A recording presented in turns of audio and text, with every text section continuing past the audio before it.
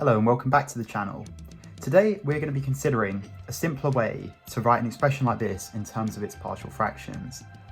So, as you all know, we begin by writing this as a over x plus 1 plus b over x plus 2, where the x plus 1 and x plus 2 are coming from the denominator here, and a and b are just going to form our numerator components of the two partial fractions.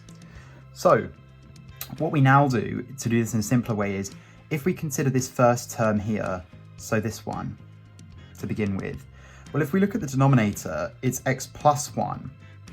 So in order to find the partial fractions far quicker than having to multiply through and then play around with the coefficients, what we can do is that we can say, just for this term here, what makes this denominator equal to 0? Well, what that means is that for solving for a, we will consider the case that x equals minus 1. And you can see this is coming through from the multiplying both sides by this, but it's just a quicker method than having to make a potential error in that multiplication. So if we consider that x is equal to minus 1, this term is equal to 0. Well, what do we do with this? Well, we're going to substitute this into the left-hand side, but we're going to put our thumb over the term that will become equal to 0. Because if we put in x is minus 1 here, we'll get 5 over 0, which doesn't make any sense.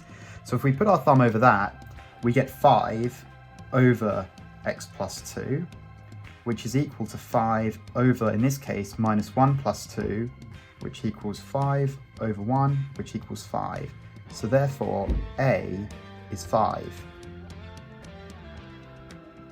Pause the video here if you would like to try and find b using the same method. If not, continue watching for the solution. So for b, it's exactly the same method. Now we look at this denominator and we think, when does x plus 2 equal 0? Well, that is the case that x is equal to minus 2. So now again, remembering the key step, go back to our left-hand side and cover up that term that will become 0. We get 5 over x plus 1, which in the case that x is minus 2 is equal to 5 over minus 2 plus 1, which equals 5 over minus 1 equals minus 5. So therefore, b is minus 5. So to finish this question off, we say that this term on the left-hand side, this expression, x plus 1, x plus 2 in partial fractions is equal to 5 over x plus 1 minus 5 over x plus 2.